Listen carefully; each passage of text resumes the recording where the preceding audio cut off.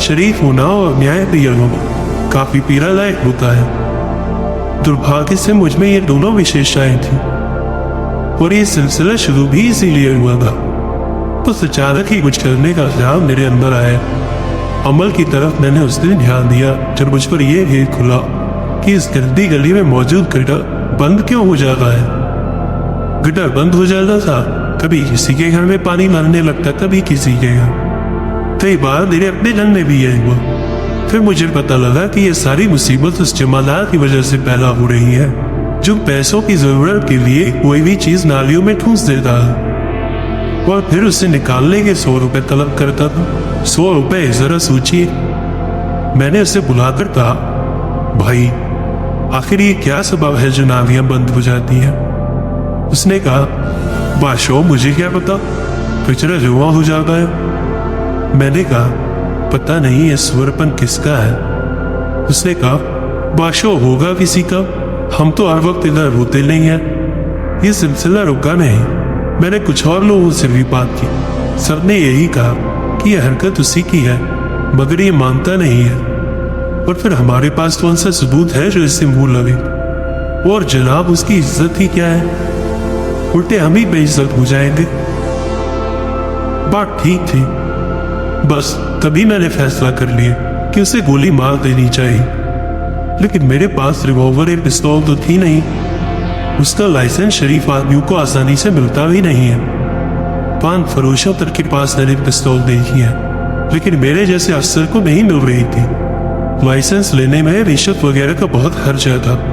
फिर मैंने बिना लाइसेंस की पिस्तौल से काम चलाया। उस दिन जब मेरे घर की नाली बंद हुई, मैंने उसे खुलाने के तुरंत बाद जमादार को गोली मार दी। पहली अंतरी बात तो मेरा दिमाग खुल गया। मेरी नजर में वो ऑटो ड्राइवर भी था जिसने एक बार मेरे पाँव की तकलीफ का फायदा उठाकर सिर्फ थोड़ी सी दूरी तक मुझे ले जाने के लिए पूरे 40 रुपए वसूल किए थे। उसका मीटर था हवाई जहाज वाला। उस दिन मैंने देखा वो किसी सवारी से सौदेबाजी कर रहा था। मैंने पूछा तो सवारी ने कहा, साहब मुझे जल्दी है और ये सब्जी मंडी जा नहीं रहा। कहता है 50 रुपए होंगे। अरे मैं तो रोज जाता हूँ, 20-25 रुपए होता है। उसी वक्त मैंने फैसला कर लिया और उसे गोली मार दी। तीसरा आदमी मेरी नजर में कैनिस्टर था। मेरे मोहल्ले के बाजार में उसकी दुकान थी। ये आदमी हर दवा अपनी कीमत पर बेचता था और एहसास करने पर मिठाई से कहता, लेना हो तो लो वरना कहीं और से खरीद लो।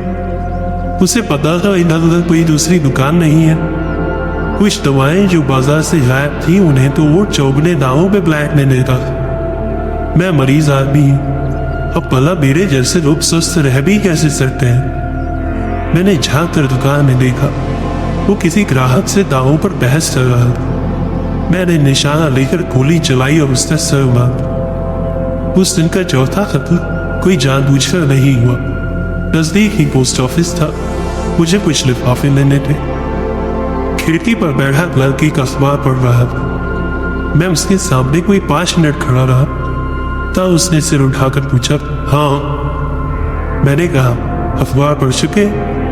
उसने कहा, लेना क्या है? मैंने कहा, क्या तुम्हें यहाँ अखबार पढ़ने की तनख्वाह दी जाती है?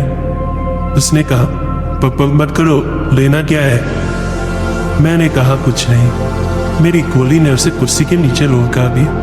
उधर से बाजार की तरफ बढ़ा तो चाय खाने के सामने खड़ी पुलिस मोबाइल नजर आई। चाय वाला कह रहा था, साहब जी ये तरीका अच्छा नहीं है। आप लोग दिन भर इधर आकर खड़े रहते हो, चाय पीते हो और पैसे भी नहीं देते।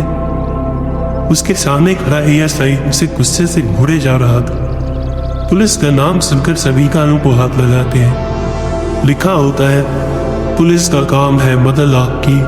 ये स्लोगन बिल्कुल गलत था। कहना चाहिए था, पुलिस का काम है मरम्मत आपकी। मैंने सोचा, ठीक करने की शुरुआत कहीं से तो होनी ही चाहिए। मैंने उस एएसआई को मौके पर ही गोली मार दी और चला गया। 5 कत्ल दिन में करने के बाद मैं उस रात अच्छी तरह सो पाया। मन ही मन खुश हो रहा था कि मैंने बहुत अच्छा काम शुरू किया है। मैं इस काम को जारी रखना चाहता था। समाज की गंदगी एक एक करके खत्म होती है मैंने एक भ्रष्ट शिक्षा अधिकारी को गोली मारी। उसके बाद मैंने एक डॉक्टर को जहन्नुम रसीद किया और उस मंत्री की तलाश में चल दिया जिसकी आज्ञा पर मोहल्ले के पार्क पर गैर कानूनी कब्जा कराया गया था। ये काम थोड़ा मुश्किल था, लेकिन उसे गोली मारना बहुत जरूरी था। समाज के दुश्मनों का सफाया करना आसान नहीं है। हमारे यहाँ की न्याय व्यवस्था इस संदर्भ में किसी भी काम की नहीं। ना तो कोई उनके खिलाफ गवाही देता है, ना कोई सामने आता है। फिर उनका सफाया कैसे हो? पुलिस उनसे मिली होती है, फिर उनका कोई कुछ कैसे बिगाड़ सकता है? इसका बस यही एक तरीका था जो मैंने अपनाया था।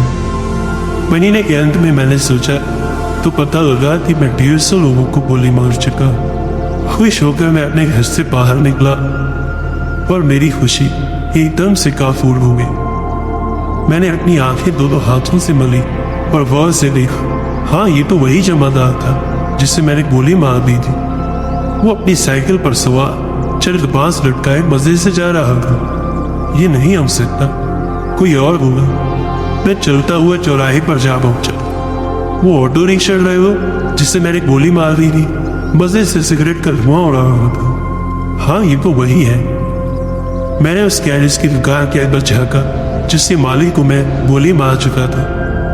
वही, हाँ वही, काउंटर पर खड़ा था अपनी काली दाढ़ी और सफेद टोपी के साथ। हे ईश्वर, मुझे चक्कर सा आने लगा। तो क्या ये बात सच है कि वो तमाम बाकी लोग भी जिंदा होंगे?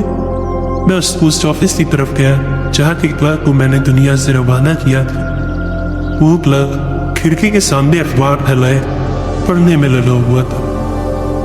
मेरा दिमाग बुरी तरह चकरा रहा था। मैं उसी जगह रुक गया और सोचने लगा कि क्या हो सकता है। मुझे अपनी बेबसी बहुत पीड़ादायक लगी, इतनी कि मुझे लगा मेरा नर्वस ब्रेकडाउन हो जाएगा। हे ईश्वर, मैं क्या करूं? मैं किसी तरह जिंदा रह सकता हूं इन सब के दरमियान? एक ही सूरत है, करीब से आवाज है, इन्हीं ही तरह हो जाओ। क्या मतलब? मैंने पूछा। मतलब ये ही तुम भी मर जाओ। सही कहा, मेरे मुंह से निकला। मैंने अपना पिस्तौल अपनी करपटी से लगाया और पड़पड़ाया। मैं इन्हें मार भी नहीं सकता और इनके साथ रह भी नहीं सकता, इसलिए मुझे मर ही जाना चाहिए।